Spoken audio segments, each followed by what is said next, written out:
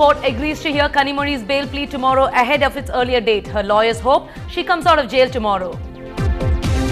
Vigilance and anti-corruption sleuths raid former DMK Minister Duraimurugan's properties in Chennai and Vellore. The DMK calls it political vendetta. The Tamil Nadu government moves the Supreme Court to stay the Madras High Court's order to reinstate sacked welfare workers. Claims the DMK appointed them without following rules.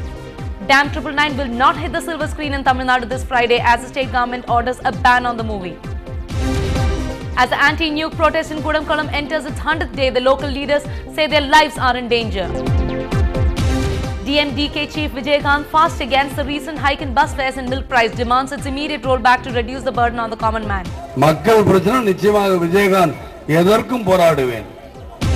The cops zero in on a couple for killing their 54-year-old employer in Nanganallur. The killer duo had fled to Tirupur. We had certain inputs at the occurrence place also. Then we pursued the leads, went from one place to another. Rajinikanth reportedly postponed shooting of Rana may begin a 3D movie, Kochadayan, directed by daughter Soundarya. The Indian Express to part ways again before the Chennai Open early next year. Bhupati to partner Bopanna in the season's opener. At the landmark debates, the real stakeholders split hairs whether the present school syllabus makes you a champion or a bookworm. Indian education system. And what do they mass produce? Textbook donkeys. Hello and good evening. Welcome to Headlines Now with me, Anu George Kanjanathoppil. We have a news-packed bulletin this evening and you're watching it all on NDTV Hindu. Let's take a quick look at the national headlines. Sharad Pawar slapped in Delhi. He tells NDTV that he does not know the attacker's intention. Anna Hazare, when asked about the attack on Sharad Pawar, says why only one slap but later condemns the attack. No business in Parliament for third consecutive day. Both houses adjourned for the day after uproar over price rise in Telangana. Rahul Dravid became only the second batsman in Test cricket to score 13,000 runs. This was the third day of the third Test against the West Indies at Wankhede Stadium in Mumbai.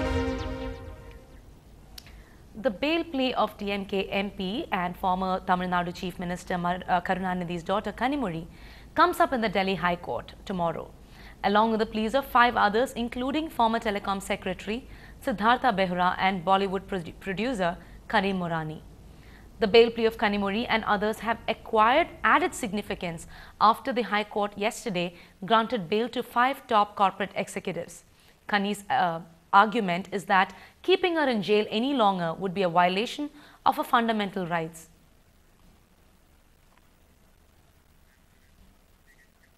The Tamil Nadu Vigilance Department conducted raids on former DMK Minister Duraimurugan's properties this morning. Murugan was the law minister during the DMK regime. Sources say the Vigilance Department raided 9 of his properties in Chennai, Vellore and Kanchipuram. Murugan is the 8th DMK leader to be raided since July. After the AIADMK came to power in Tamil Nadu Assembly elections in May 2011, the DVAC had raided the premises of several former DMK ministers, including K.N. Nehru, K. Ponpudi, M.R.K. Pannirselvam and N.K.K.P. Raja in connection with charges of land grabbing or amassing wealth disproportionate to known sources of income or both. Those who had faced the raids also include several DMK frontline leaders. The Jayalalitha government today moved Supreme Court against the order of Madras High Court directing Tamil Nadu government to reinstate 13,000 welfare workers. The AIADMK government recently sacked 13,000 contract welfare workers appointed during the DMK regime. Madras High Court, in an interim order, directed reinstatement of the workers, terming the decision as politically motivated. The Jayalalitha government immediately approached the Apex Court to stay the reinstatement of workers. In its appeal, the Tamil Nadu government says that the appointments were done without following the rules by the DMK government and that the decision to sack them is an administrative one to cut down the expenditure of the state and that these workers were getting salary without any work. The Tamil Nadu government has now banned the screening of the movie Dam 999 in the state. Dam 999 was slated for a Friday release and it allegedly suggests the Kerala Mullai Periyar Dam to be weak and it attempts to spread fear psychosis and develop hatred and create law and order problem in Tamil Nadu. The film shows lakhs of people getting killed due to a dam collapse. Sohan Roy, the director, has denied the allegation. Earlier, Tamil Nadu theatres decided not to show the movie. The Mullai Periyar Dam is the lifeline for farmers in southern Tamil Nadu. Many allege the film is whipping up a fierce psychosis against Kerala's Mullai Periyar that irrigates southern Tamil Nadu by projecting it to be waiting to collapse. The war over Mullai Periyar Dam between Tamil Nadu and Kerala now continues to escalate, with the Tamil Nadu government banning the film Dam 999, which reportedly spread fear.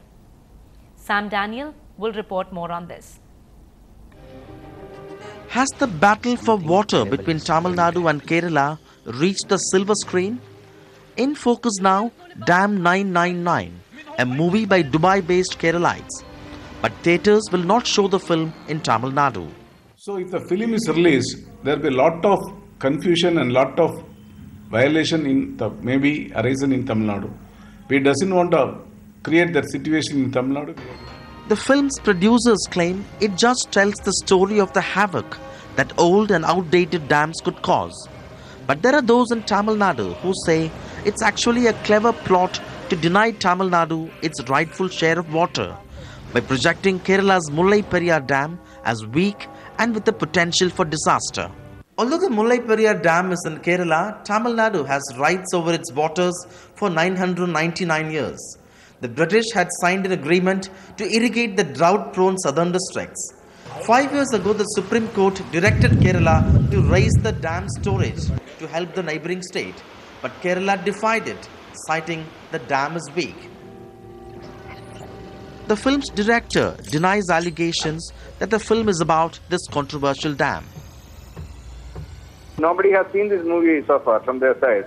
So my request is that these people watch the movie first and may create some problem. With political parties in the state pitching for a ban on Dam 999, it once again looks like a battle between creative freedom and those who take the law into their own hands.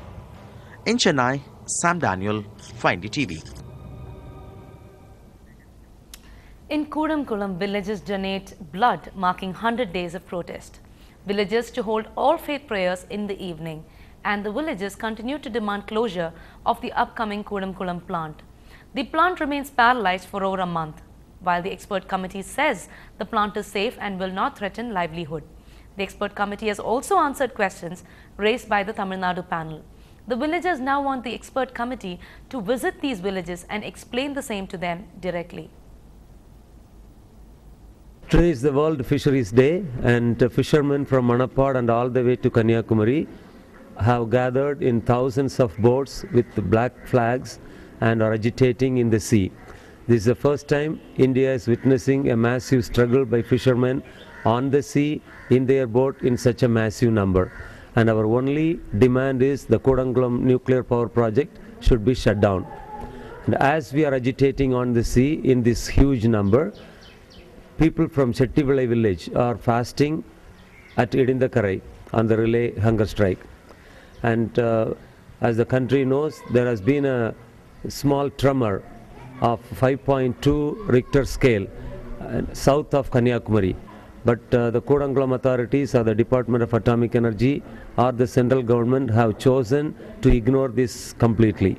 This 5.2 is a significant number, and that has to be addressed. It only shows that Kudamkulam nuclear power plant is not safe.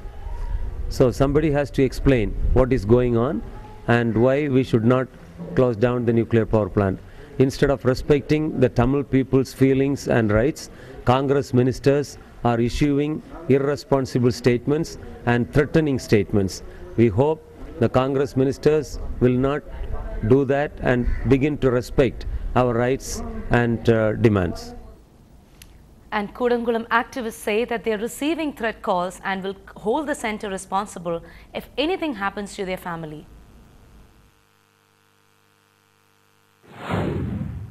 Pushparayan, MP Jaiswaraj and I have received death threats, and we have been receiving obscene and threatening phone calls this morning since leading Tamil Daily has published a news item with all our contact information and home addresses. And they have also published wrong information about all of us.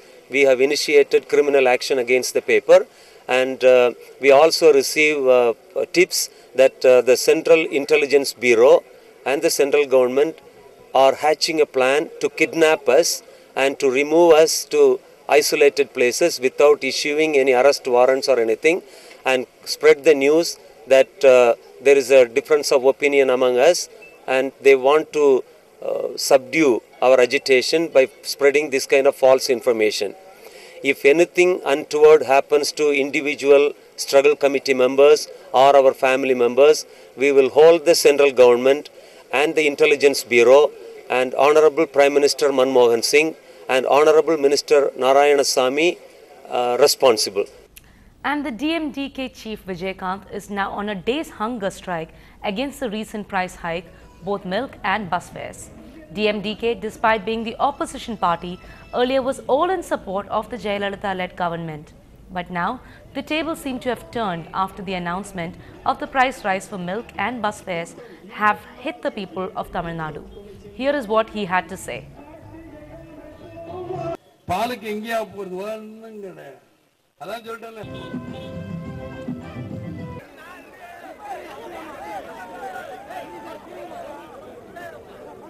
ஆறு மாதம் பேச மாட்டேன்னு சொன்னேன்.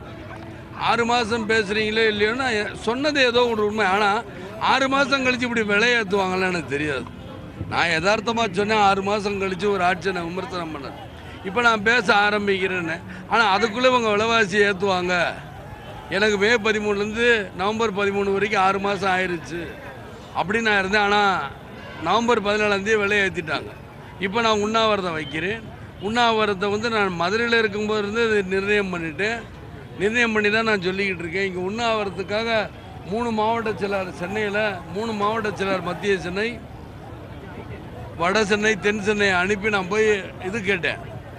இடம் பார்த்துட்டு இடம் பார்த்து வர சொன்னேன். இவங்க இடம் அங்கே இல்லை, இங்கே இல்லை, அது இல்லை, இது இல்லைன்னு திசை திருப்பி விட்றாங்க. திசை திருப்பி விட்டதுனால நான் என்ன சொன்னேன், சரி கட்சி ஆஃபீஸில் வழக்கம் போல் கட்சி ஆஃபீஸிலே வச்சுருவோம் அப்படிங்கிறக்காக நான் வைக்கிறேன். A couple accused of murdering 54-year-old Chandrasekhar, a businessman in Chennai's Nanganallur, have been arrested by the Chennai police.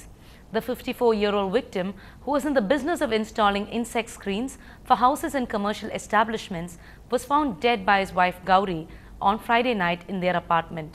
He was strangulated with a telephone cord and a charger wire. His gold rings, gold bracelet and a mobile phone was found missing. The duo will be produced in the city court and will be lodged at the Pural prison. Our crime correspondent Salim spoke to Thamarai Kannan, Additional Commissioner of Police Law and Order, Greater Chennai, for more on how the murder was cracked. The city police have claimed to have cracked the Nanganallur murder case. We are now joined by Mr. Thamarai Kannan, Additional Commissioner of Police Law and Order, Greater Chennai.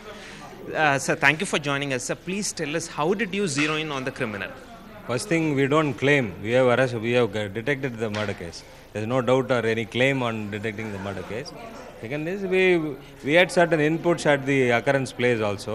Then we pursued the leads, went from one place to another, following the leads, because initially we didn't have any identity on the accused, that is the husband and wife.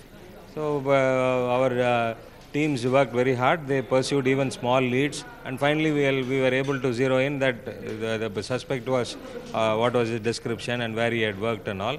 So based on such information, we went further. Our teams visited Pondicherry, Pudukkottai, Sivagangai, Trichy, and finally we landed him found him at Palladam near Tirupur.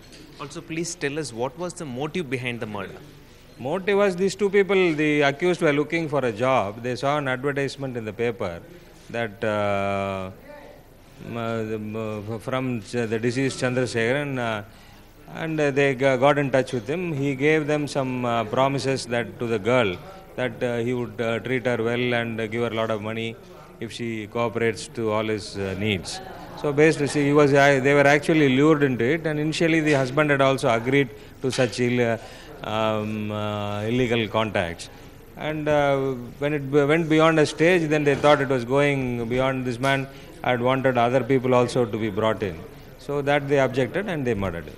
Sir, and finally, was the murder committed in a fit of rage or was it well planned? I can't say it's well planned, and either way, you can neither say it was well planned nor you can say it was done in a fit of anger. They wanted to question him on his activities, and in the course of that argument, they murdered him. And also about the unsolved murder cases in the cities. Yeah, we have got not unsolved murder cases. We got about 3 cases which we are working very hard, and we are confident that we will make some breakthrough. Because in fact, we have in 2 of the cases we have got some specific leads which we are pursuing. Maybe we can't specify a time, but definitely we will make a headway in the 2 cases as early as possible. Superstar Rajinikanth is set to do a 3D film before Rana. Looks like Rana is in cold storage till Kochadayan, a film that would employ latest performance capturing technology, is completed. He fell ill on the first day of Rana's shoot and is yet to resume acting. Rajinikanth's daughter Soundarya Ashwin will direct the film, and Rana's director K.S. Ravikumar does the story, screenplay and dialogue for Kochadayan.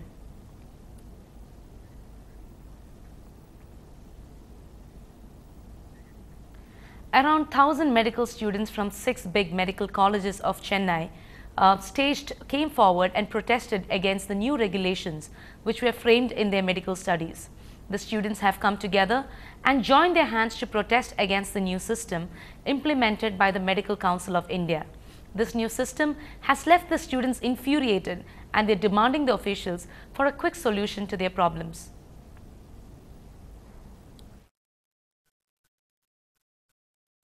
Medical students are demanding that Tamil Nadu Dr. MGR Medical University should follow MCI rules strictly for all the years from first year to final year, and for the dental students also. There is a very difficult situation in medical education, that there is no holidays in between exams. So it is a very stressful situation. We request to give leave in between the examinations, and we also ask to remove break system from first year MBBS examinations, and according to MCI there is a rule that only minimum attendance record is 75%. They have changed it to 90% minimum attendance. They should again make the rule that minimum attendance should be there 75% only. Well, it's just not you and me who's facing the brunt of bad infrastructure during monsoon. Even animals are now cribbing about it. More on this when we come back.